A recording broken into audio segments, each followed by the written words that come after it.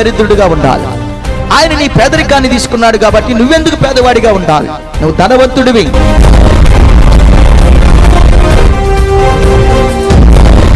ఆయన నామములో శక్తి ఉన్నది, ఆయన నామములో బలం ఉన్నది, ఆయన నామములో పునరుద్ధానపు శక్తి ఉన్నది.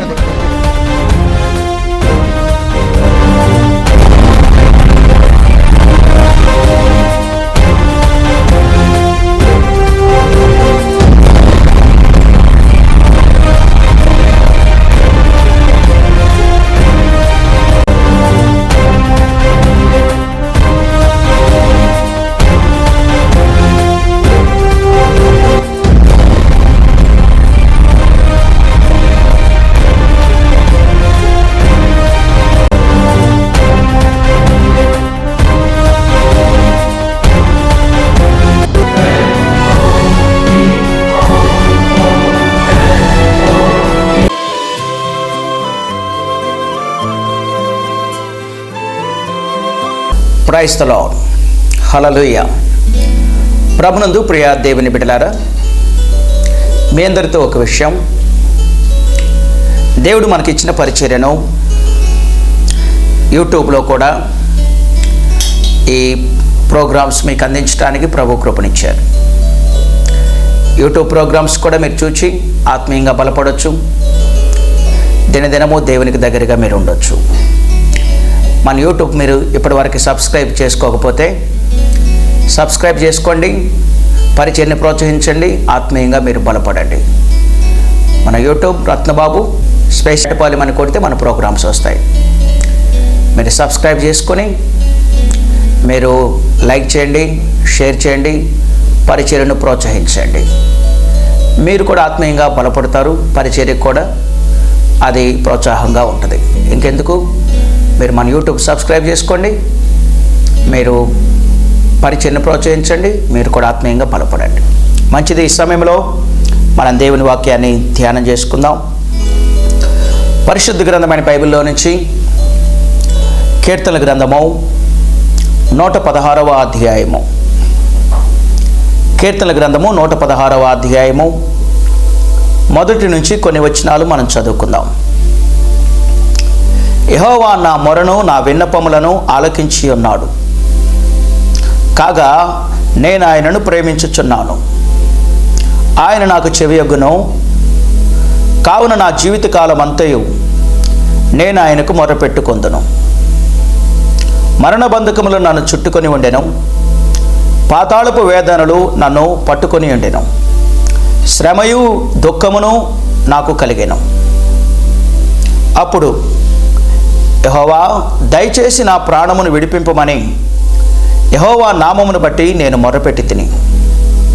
యెహోవా దయాళుడు, నీతిమంతుడు, మన దేవుడు వాత్సల్యత గలవాడు. యెహోవా సాధువులను కాపాడువాడు.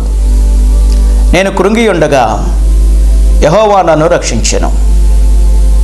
నా ప్రాణమా, యెహోవా నీకు క్షేమము విస్తరింపచేసి ఉన్నాడు.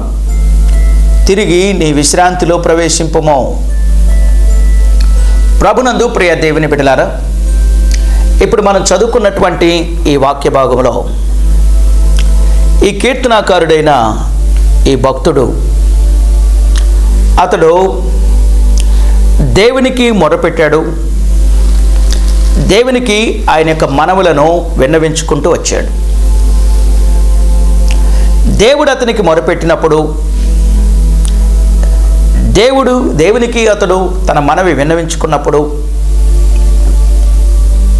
దేవుడు అతని ప్రార్థనలు విని అతనికి సహాయం చేసి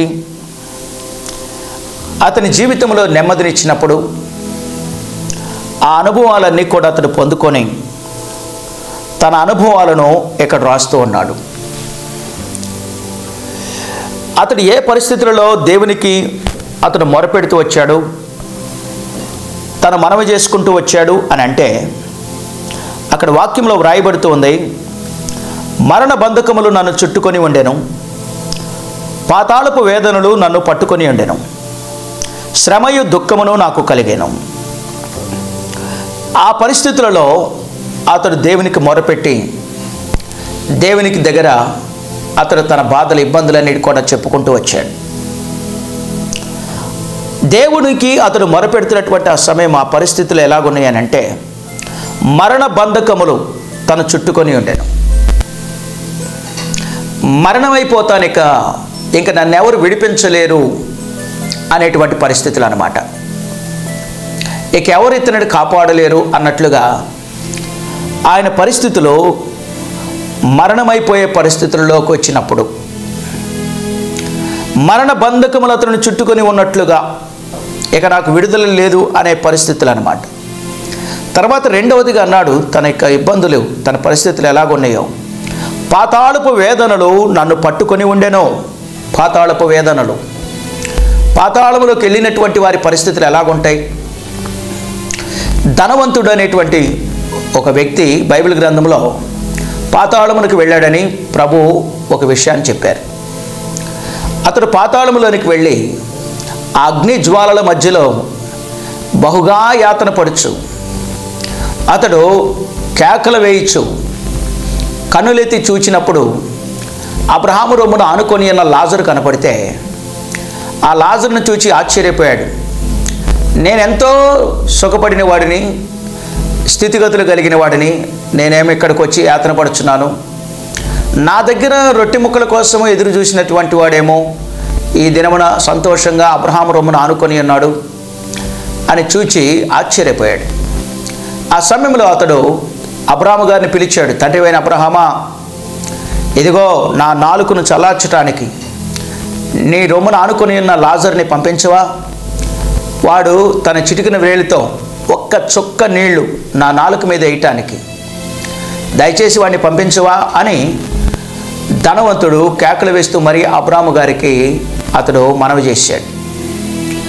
అంటే పాతాళంలో ఉండేటువంటి పరిస్థితులు ఎలాంటివంటే, కాలుతూ ఉంటాడు కానీ మరణం రాదు. వేదన, దుఃఖం, బాధాకరమైన పరిస్థితి, ఎవరు కూడా అతనిని ఆదుకోలేనటువంటి పరిస్థితి. అలాంటి బాధాకరమైన భయంకరమైన స్థలం పాతాళం. లాజరుని చూడటానికే ఇష్టపడేవాడు కాదు అంతకు ముందర ధనవంతుడు. అలాంటి లాజరు యొక్క చిటికిన వేలితో ఒక్క చుక్క నీళ్ళు ఇచ్చిన చాలు, నా నాలుక మీద పడితే చాలు అని కోరుకున్నాడు. అలాంటి భయంకరమైన బాధాకరమైన స్థలము పాతాళం. అలాంటి పరిస్థితులలో ఉన్నటువంటి ఆ ధనవంతుడు తన సహోదరులైనా సరే అక్కడికి రాకుండా తప్పించుకోవాలని కోరుకున్నాడు. కొంతమంది అంటారు కదా, వారికి బాధలు ఎక్కువైనప్పుడు పగవాడికి కూడా రాకూడదు ఇలాంటి బాధలని. అలాంటి పరిస్థితులు అన్నమాట. ఇక్కడ ఈ కీర్తనకారుడు పాతాళపు వేదనలు నన్ను పట్టుకొని ఉండెను, భయంకరమైన బాధాకరమైన పరిస్థితుల్లో ఈ భక్తుడు ఉన్నాడు. శ్రమయు దుఃఖమును నాకు కలిగెను. శ్రమలలో దుఃఖములలో మునిగిపోయాడు. అలాంటి బాధాకరమైన పరిస్థితులు, ఇక మరణం అయిపోతానన్న పరిస్థితులలో ఈ భక్తుడు దేవునికి మొరపెట్టాడు. దేవునికి మొరపెట్టి దేవుని దగ్గర అతడు తన మనవి చేసుకుని బ్రతిమాలుకుంటున్నప్పుడు దేవాతి దేవుడు, కృపామయుడైన దేవుడు అతను విడిపించాడు. బైబిల్ గ్రంథంలో వ్రాయబడుతూ ఉంది కదా, 118వ కీర్తన 8వ వచనంలో, మనుషులను నమ్ముకొనుట కంటే యెహోవాను ఆశ్రయించుట మేలు, రాజులను నమ్ముకొనుట కంటే యెహోవాను ఆశ్రయించుట మేలు అని ఇక్కడ కీర్తనాకారుడైన ఈ భక్తుని ద్వారా దేవుడు వ్రాయించారు. మనుషులను నమ్ముకొనుట కంటే, రాజులను నమ్ముకొనుట కంటే, వారిని ఆశ్రయించటం కంటే యెహోవాను ఆశ్రయించటం మేలు. బైబిల్ గ్రంథంలో మనం చూసినప్పుడు 31వ కీర్తన 18వ వచనం, నరుల ఎదుట నిన్ను ఆశ్రయించు వారి నిమిత్తము నీవు సిద్ధపరిచిన మేలు ఎంతో గొప్పది, నీ యందు భయభక్తులు గల వారి నిమిత్తము నీవు దాచి ఉంచిన మేలు ఎంతో గొప్పది.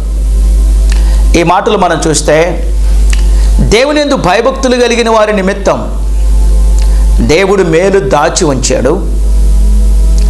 నరుల ఎదుట సిగ్గుపడకుండా నేను యేసయ్యను ప్రార్థన చేసుకుంటాను అని ఎవరైతే అందరూ చూస్తూ ఉండగా అందరికీ తెలిసిన దేవునిని ఆశ్రయిస్తారో అలాంటి వారి నిమిత్తము కూడా దేవుడు మేలు సిద్ధపరిచి ఉంచాడు.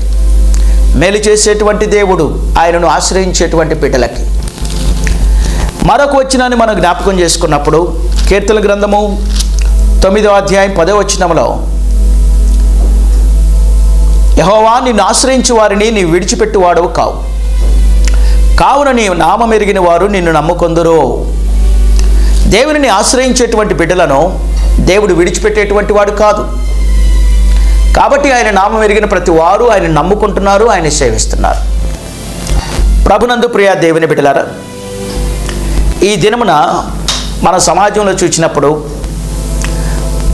ఆయనను ఆశ్రయిస్తున్నటువంటి ప్రజలలో ఎక్కువ మంది అన్య జనాంగంలో నుంచి వచ్చేస్తున్నారు. అది చూచినటువంటి ఆయా వ్యక్తులు, మతోన్మాదులు, వారు గలిబిలైపోతూ ఉన్నారు. ఏం చేద్దాం, ప్రభు దగ్గరికి ఇలా వెళ్ళిపోతున్నారు, ఈ ఒరవుడు ఎలా ఆపుదామని వారు తలక్రిందులు పడిపోతూ ఉన్నారు, గలిబిలైపోతూ ఉన్నారు. వారికి తెలియదు వారి ఇబ్బందిలో ప్రభుని ఆశ్రయించినప్పుడు ప్రభు వారికి విడిచిపెట్టకుండా వారికి సహాయం చేస్తున్నాడని. ఎవరైనా సహాయం చేసే వారి దగ్గరికి వెళ్ళిపోతారు, ఆదుకునే వారి దగ్గరికి వెళ్తారు, లేవనెత్తే వారి దగ్గరికి వెళ్తారు, బలపరిచే వారి దగ్గరికి వెళ్తారు, క్షమించేటువంటి వారి దగ్గరికి వెళ్తారు.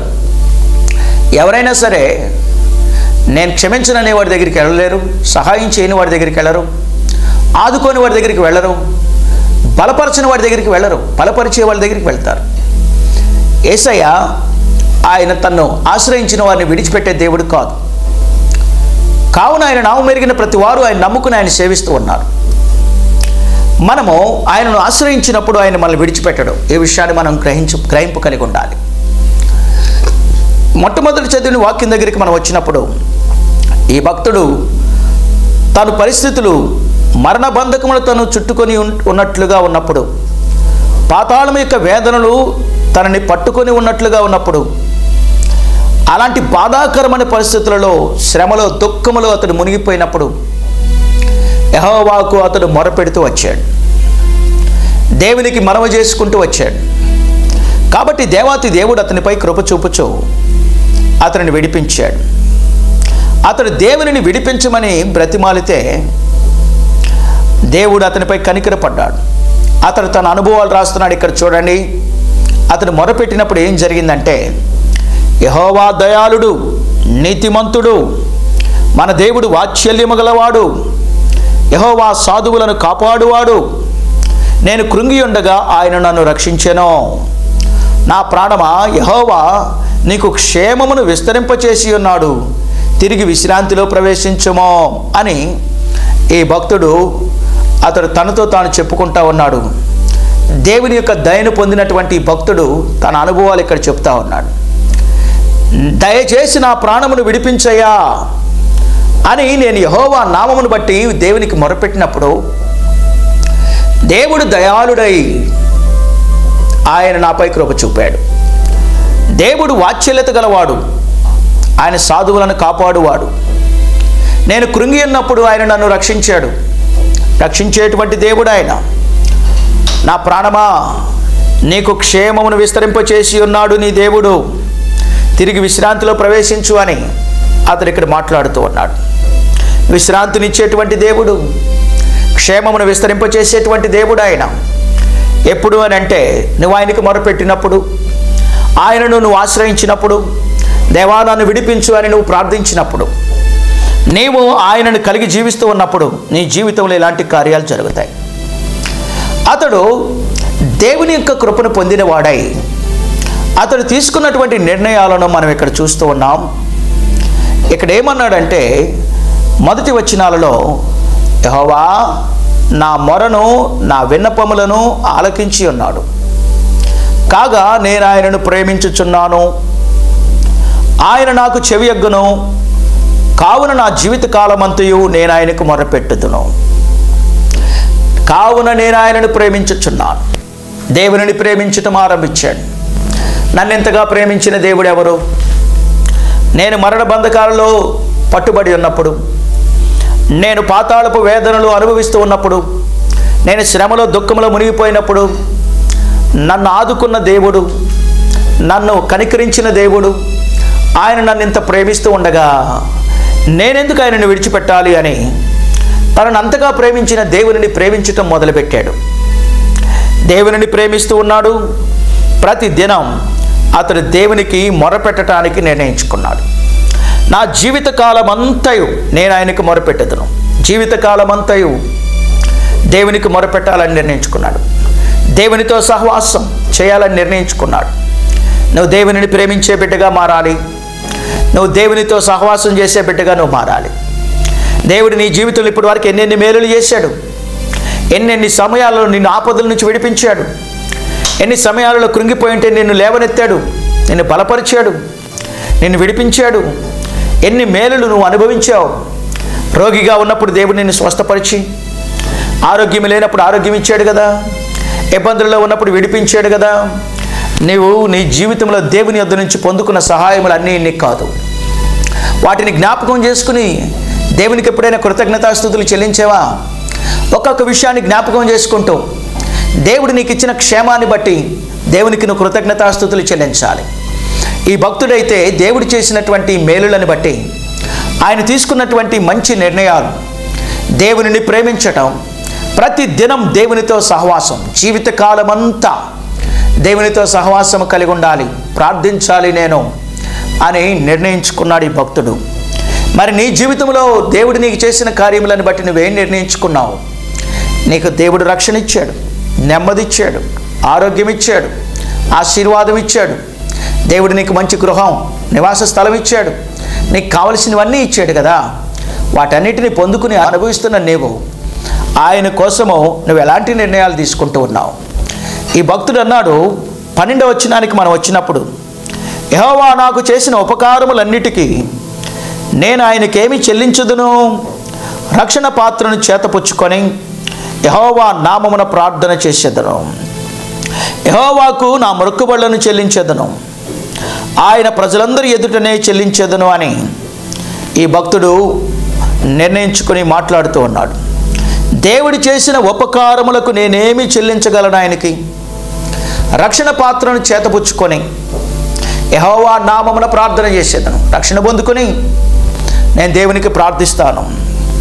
దేవునికి నా ఇబ్బందులలో చేసుకున్న మొక్కుబడులన్నీ తిరిగి మరలా చెల్లిస్తాను.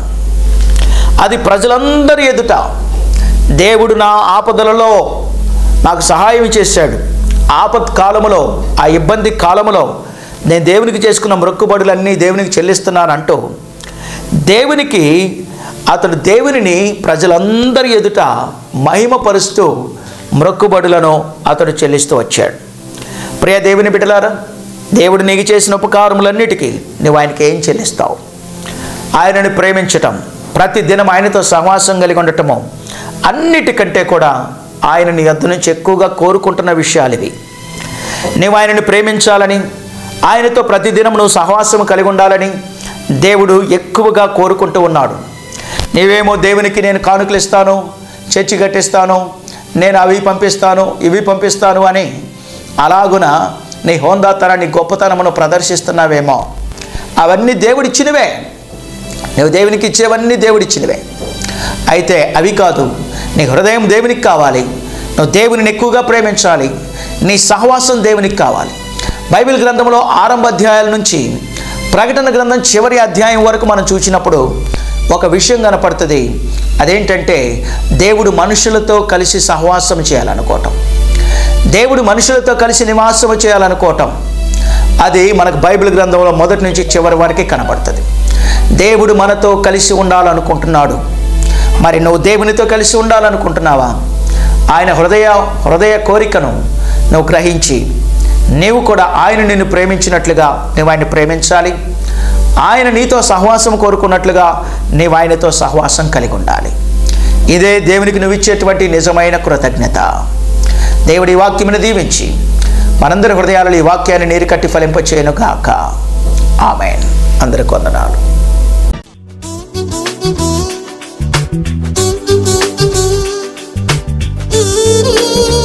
నా పేరు శ్రీకాంత్, మాది కాకుమాను. నేను పశువుల హాస్పిటల్లో పనిచేస్తూ ఉన్నా. యేసు నామమున పాస్టర్ గారికి, ఇక్కడ ఉన్న అందరికీ వందనములు. నేను ఒక 15 రోజుల క్రితం హైదరాబాద్లో ఉన్నా. అక్కడ ఒక వెహికల్లో బాడుగులు తోలుతా ఉన్నాను. తోలేటప్పుడు దాంట్లో పెట్లు ఉంటాయి, 150 పెట్లు 180 పెట్లు దాకా. అవి నా కొత్త మైండ్, అవి మొయ్యాలి. మోసే కలిపి జ్వరం వచ్చేసేసింది. సరే అని ట్యాబ్లెట్లు వేసుకొని మళ్ళీ మరుసటి రోజు మళ్ళీ పెట్లు మోయడానికి వెళ్ళా. మళ్ళీ మోసా, మళ్ళీ జ్వరం వచ్చింది. అట్లా 5 రోజులు జ్వరం వస్తుందే మోస్తున్నాను. ఇక లాభం లేదని ఇక నేను ఆపేసి ఇక మరుసటి రోజు ఇక ఆంధ్ర వచ్చేసేసేద్దామని నా బండిలోనే ఆంధ్ర వచ్చేసేసాను. ఆంధ్ర వచ్చేటప్పుడే అస్వస్థతగా ఉంది, వాంతులు, జ్వరము 101, 102 జ్వరము. ఇక ఇంటికి రాగానే పడిపోయి ఇక మా నైట్లు కొనుక్కున్నాను. మరుసటి రోజు ఉదయాన్నే డాక్టర్ పీకే ప్రసాద్ గారి దగ్గరికి వెళ్ళి మందులు తీసుకున్నా. జ్వరానికి ఇంజక్షన్ చేయించుకోండి. 5 రోజులు మందులు ఇచ్చారు ప్రసాద్ గారు. ఆయన తగ్గల 5 రోజులు 101, 102 జ్వరం. కొనుక్కోలేకపోతున్నాను, ఉంచోలేకపోతున్నాను, నిద్ర పడతలేదు, ఏం చేయాలో అర్థం కాని పరిస్థితి. అప్పటికి 11 రోజులు గడిచింది జ్వరం వచ్చి. ఏం చేయాలో తెలియదు. హాస్పిటల్కి వెళ్దామా, ఇంటికి వస్తానో లేదో తెలియదు. మరి ప్రైవేట్ హాస్పిటల్కి వెళ్ళి వైద్యం నేర్చుకున్నామా, మన దగ్గర డబ్బులు లేవు. ఏం చేయని పరిస్థితుల్లో, దిక్కుదోని స్థితిలో మళ్ళీ ప్రసాద్ డాక్టర్ గారు వచ్చి దేవుడి మాట చెప్పి, దేవుడికి నువ్వు లోబడి ఉండాలి, మారు మనసు పొందాలని చెప్పి నాకు ప్రార్థన చేసుకోవాలని చెప్పారు. అప్పుడు ఆ క్షణం నుంచి దేవుడి మారు మనసు పొంది దేవుడిని ప్రార్థించుకున్నా. ఇక అప్పటి నుంచి నాకు జ్వరం రాలేదు, జ్వరం తగ్గిపోయింది. ఈ గొప్ప కార్యములను బట్టి సమస్త చెందినగాక. దేవుడు మన శ్రీకాంతును వారి కుటుంబాన్ని దీవించినగాక, ప్రభువులో స్థిరపరచునగాక. దేవుడు ప్రసాదాన్ని వారి కుటుంబాన్ని దీవించినగాక. ఆమేన్.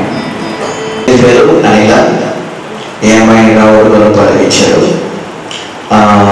ఏమైనా కొడుకు కూతురు. కొడుకుకి కొంతకాలం క్రితం కంటి దగ్గర ఏదో పొగ గుచ్చుకుంటే అది కొంత ఇబ్బంది అయింది. ఆ సమయంలో ప్రభువా నా బిడ్డకి తగ్గిపోతే నీ సన్నిధిలో సాక్షి చెప్పుకుంటానయ్యా అని మొక్కుకుంది. తగ్గిపోయిన తర్వాత సాక్షి చెప్పలేదు, మర్చిపోయింది. చాలా రోజులు గడిచింది. ఇటీవల మళ్ళీ ఈ అమ్మాయికి అంటే కూతురికి కంటి దగ్గర ఏదో పొగ తీసుకుపోయిందండి. ఆ కంటి మీద ఉన్న పొగ కూడా తిరిగిందండి. ఆ సమయంలో హాస్పిటల్ తీసుకెళ్తే వాడు వైద్యం చేసేది. అప్పుడు భయపడి అనుకున్నంత దేవా, మొట్టమొదటిసారి నేను సాక్ష్యం చెప్పలేదు, నా బిడ్డను స్వస్థపరిచావు. ఇప్పుడు నా కూతురికి ఎలాగైంది, ఈ నా బిడ్డను కనికరించాయా, 2 సాక్ష్యాలు కలిపి చెబుతాను అనుకున్నాను. యేసయ్య తన బిడ్డను స్వస్థపరిచాడు. ఇలాంటి సమస్త మహిమేసయ్యకే చెందుగాక. మన మధ్యలో ఉన్న చెల్లెలు అనిలను, తన బిడ్డలను, కుటుంబాన్ని దేవుడు దీవించుగాక. ఆమేన్. నా పేరు యశ్వంత్, మా ఊరి పేరు వేటపాలెం. నా సాక్ష్యం ఏంటంటే, నేను దురాత్మల చేత పీడింపబడుతూ ఉన్నాను. అయితే 3 సార్లు కట్టు తిరిగి పడిపోతున్నాను అన్నమాట. అది నా సమస్య. 3 సార్లు పడిపోయాను. ఫస్ట్ టైం ఎలాగంటే రాత్రి పూట కట్టు తిరిగి రోడ్డు మీద పడిపోయాను. రెండోసారి ఏమో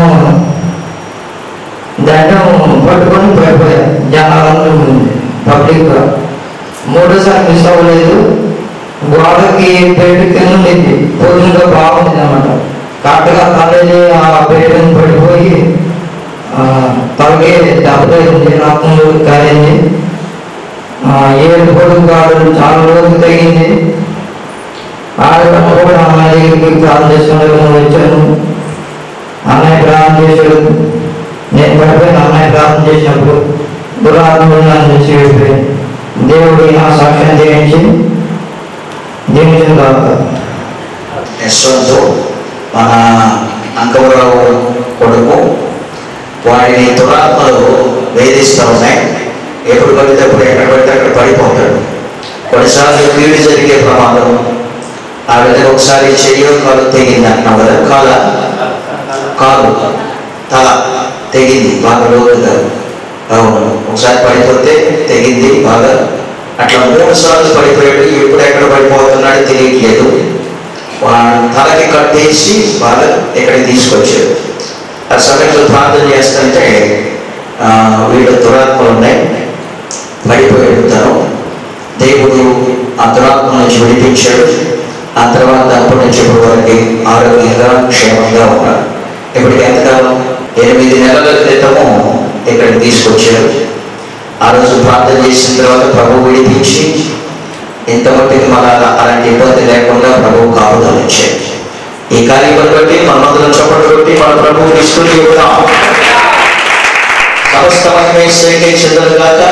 దేవుడి యశ్వంతులు తన భవిష్యత్తును దీవించునగా. ఆమేన్. ప్రార్థన చేసుకుందాం. దయగలిగిన మా తండ్రి, మహోన్నతుడైన మా ప్రభువా, మా రక్షక, మీ స్తోత్రములు నాయన. మా ప్రియ తండ్రి, ఈ సమయంలో తండ్రి ఇబ్బందుల్లో ఉన్నటువంటి నీ బిడ్డల కొరకే ప్రార్థిస్తూ ఉన్నాను.